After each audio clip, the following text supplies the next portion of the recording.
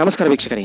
ಈಗ ಭಾರತದಾದ್ಯಂತ ಪ್ರತಿಯೊಬ್ಬ ಪ್ರಜೆಯು ದೇವರಲ್ಲಿ ಪ್ರಾರ್ಥನೆ ಮಾಡುತ್ತಿರುವುದೇನೆಂದರೆ ಅದು ವಿಂಗ್ ಕಮಾಂಡರ್ ಅಭಿನಂದನ್ ರವರು ಸೇಫ್ ಆಗಿ ಭಾರತಕ್ಕೆ ಬರಬೇಕು ಅನ್ನೋದು.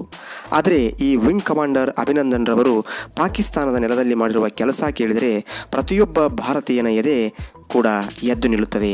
ಅದೇನಂತೀರಾ? ಹಾಗಾದರೆ ಈ ವಿಡಿಯೋನ ಸಂಪೂರ್ಣವಾಗಿ ನೋಡಿ.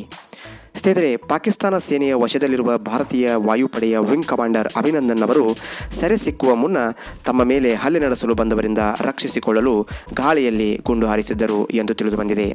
ಪತನಗೊಂಡ ಯುದ್ಧ ವಿಮಾನದಿಂದ ಪ್ಯಾರಾಚೂಟ್ ಸಹಾಯದೊಂದಿಗೆ ಜಿಗಿದು ಅಭಿನಂದನ್ ಅವರು ಪಾಕ್ ನೆಲದಲ್ಲಿ ಇಳಿದಿದ್ದರು. ಆದರೆ ತಾವು ಇರುವುದು ತಾಯ್ನಾಡಿನಲ್ಲೋ ಅಥವಾ ಶತ್ರು ನಾಡಿನಲ್ಲೋ ಎಂಬುದು ತಿಳಿಯದೆ ಅಯೋಮಯ ಸ್ಥಿತಿಯಲ್ಲಿ ನಿಂತಿದ್ದರು.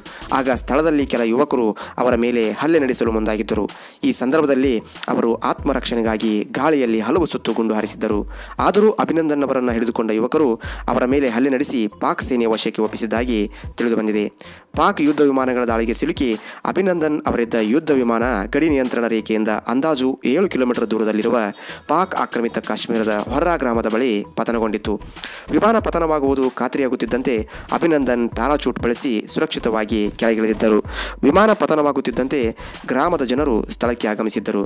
ಸ್ಥಳಕ್ಕೆ ಬಂದ ಜನರ ಬಳಿ ಅಭಿನಂದನ್ ಈ ಸ್ಥಳ ಎಲ್ಲಿದೆ?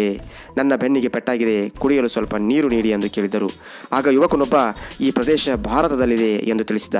ಭಾರತದಲ್ಲಿದ್ದೇನೆ ಎಂದು ಭಾವಿಸಿದ ಅಭಿನಂದನ್ ರವರು ಭಾರತ್ ಮಾತಾ ಕಿ ಜೈ ಎಂದು ಘೋಷಣೆ ಕೂಗಿದ್ದರು.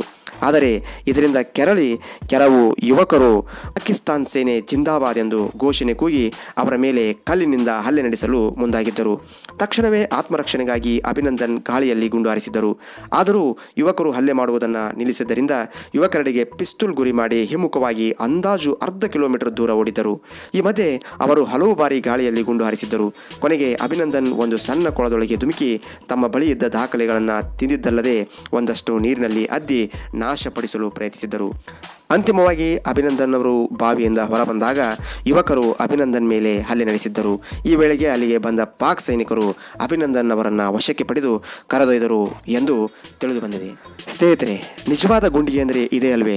ಶತ್ರು ರಾಷ್ಟ್ರದ ನೆಲದಲ್ಲಿ ನಿಂತು ಭಾರತ್ ಮಾತಾ ಕಿ ಜೈ ಅನ್ನೋದು. ಪ್ರಾಣ ಹೋಗುವ ಸಂದರ್ಭದಲ್ಲೂ ಕೂಡ ದೇಶದ ಅತಿ ರಹಸ್ಯಮಯ ವಿಷಯಗಳನ್ನು ಶತ್ರು ರಾಷ್ಟ್ರಗಳಿಗೆ ಬಿಟ್ಟು ಕೊಡದೇ ಇರುವಂತಹ ಅಭಿನಂದನ್ ರವರ ಗುಂಡಿಗೆಗೆ ನಿಜವಾಗಿಯೂ ಒಂದು ಸಲ್ಯೂಟ್ ಹೇಳಲೇಬೇಕು.